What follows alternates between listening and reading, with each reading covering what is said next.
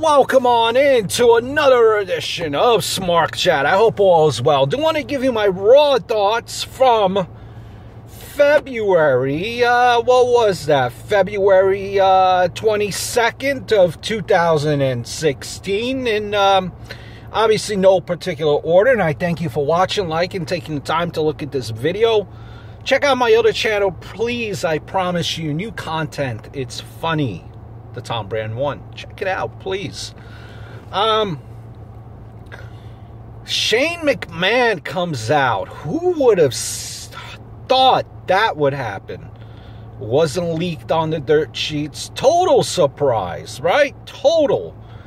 I'm sure you marked out like I did. Shane O'Mac, probably the best like McMahons of the four. You know, you have Vince, Stephanie, Vince's father, and Shane. Probably the most liked guy for the fact that this guy takes back in his heyday.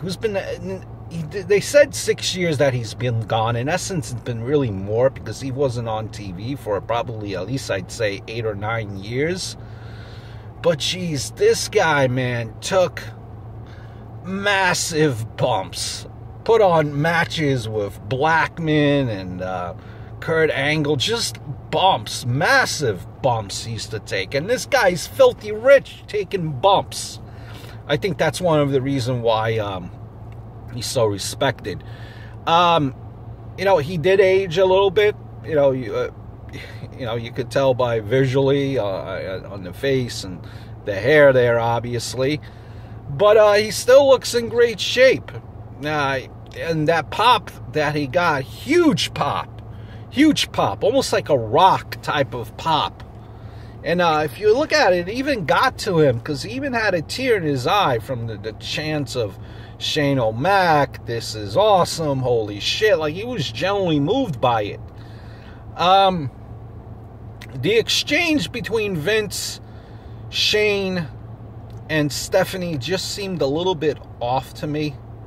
Like, I know Shane hasn't been on TV, hasn't had a mic in his hand on TV in quite some time. So he was kind of feeling his way around, but it's just that whole interaction kind of felt a little bit off to me. I don't know if it's you guys as well, but it felt off to me. Maybe I think part of it too is Vince is an older man now. I just don't think he has that flow. Just me. But me personally, how they introduced the storyline, excuse me, I really don't know what to think of it. First of all, who would have seen Shane McMahon versus Undertaker at WrestleMania? Will this match be changed somehow? I don't know. Maybe, I'm thinking. Maybe not. Or maybe, in fact, it will be Shane versus Undertaker in Hell in a Cell.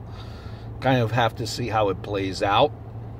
And, seeing how it plays out, what really doesn't make sense to me initially, and again, there's some time for this to play out, this whole storyline of Shane McMahon, where he goes to Vince, oh, you didn't tell her about when they had the whole interaction, and Shane McMahon pretty much almost, it seemed like it was a shoot, which we know it wasn't, but he brought up the ratings. He brought up how all these athletes are getting injured under their watch, how the ratings have been the worst in the course of a year, constantly going downhill, and it's under Stephanie's watch.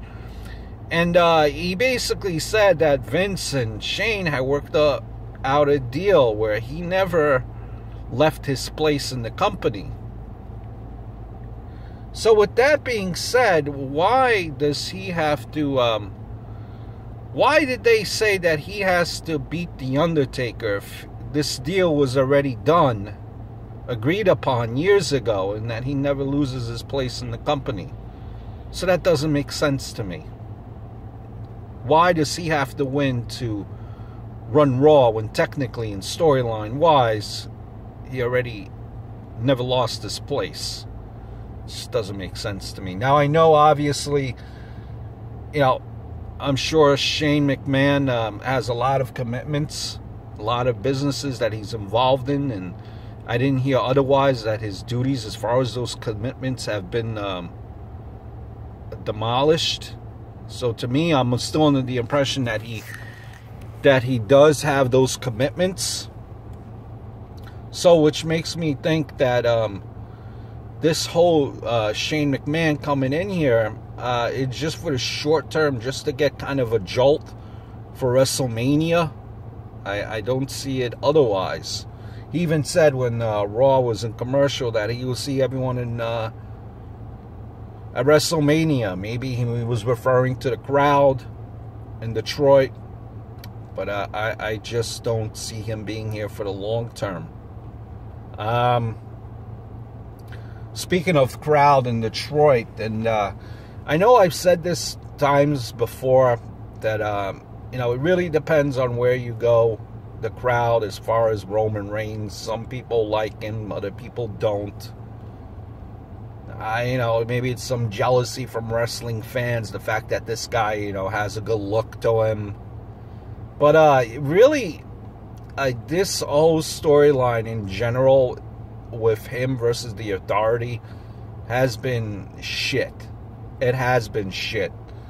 For the last 2 years, pretty much, and I'm referring to especially to the segment between Triple H and Roman Reigns. For the last 2 years, Roman Reigns has been getting the shit kicked out of him by the Authority. And so much so on this opening segment in Raw, here he is, storyline-wise, Triple H busts open Roman Reigns, and there he is getting badges done. And I mean, come on. It's been booked so bad. Two reasons. A, Roman Reigns is this big guy, monster of a guy, and he's, Mr. Laid Back doesn't beat the crap out of people, taking the honest approach. And people starting to believe it's not credible. He's booked as Cena. The hustle, loyalty, and respect, and people hate it. They hate it. And, you know, that's the two reasons there. He constantly gets the crap knocked out of him. And, you know, he just, it's that Cena push that he's getting. So now they really, I think, this whole point of this was to get Roman Reigns over, obviously, with the Authority. And I thought that would get him over, but it's been just booked horribly. Now, that pop that Triple H got, it's kind of funny. Because this is the guy, if you think about it, from all the smarks that were popping hard for Triple H, this is the guy that wants Roman Reigns behind the scenes to be the champion, the face of the company. You know, and he is also in charge of some of the storylines. So it's kind of funny with the pop that they give him. It's not genuine. I think they're really at a point of no return here with Roman Reigns. You have to, quite honestly, you have to make him go heel. Maybe not at WrestleMania, or the night after, where you know, he wins the title, or maybe, you know, he doesn't even win. But the next night on Raw, Triple H says, you know, I knocked the crap out of you the last couple of years to make you stronger. And there you go, heel turn. Roman Reigns. The only way to, I think, save Roman Reigns at this point. Because if that guy wins at WrestleMania, he will be booed out of the building in Roman Reigns. Next up, I made a video about Dean Ambrose going up against Brock Lesnar. Is that rumor? It's now been confirmed. You know, do I see Dean Ambrose beating Brock Lesnar at WrestleMania? No.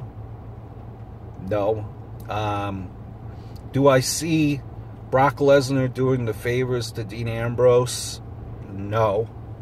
But what I could see happen is sometimes you don't have to necessarily win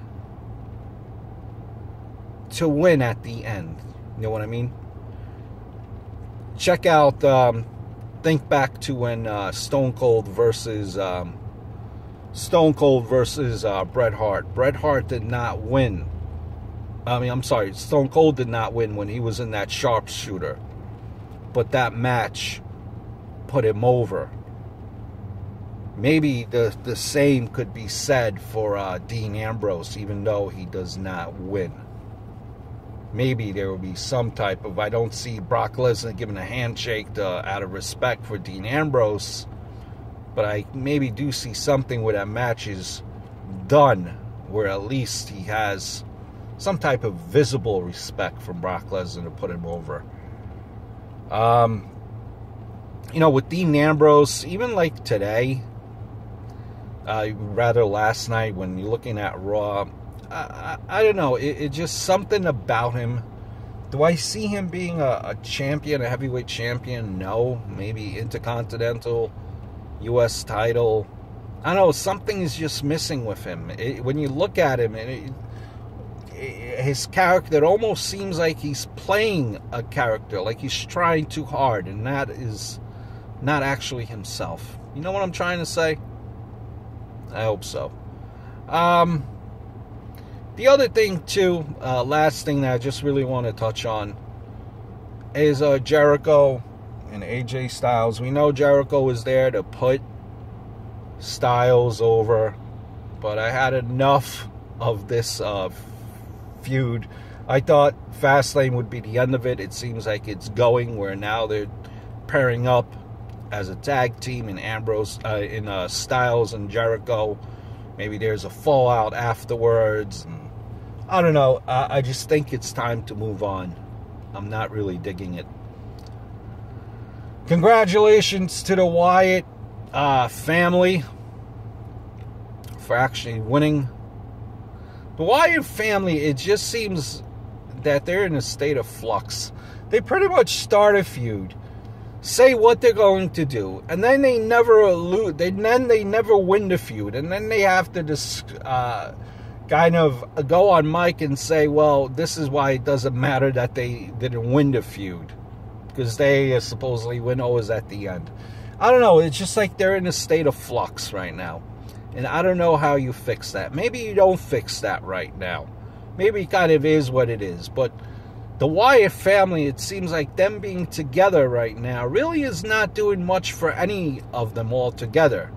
Maybe they should be broken up again. I don't know. It's just they're in a state of flux. They're not really doing much of anything and not really doing much for each other. Just some of my thoughts from Raw. I hope all is well. I look forward to speaking very, very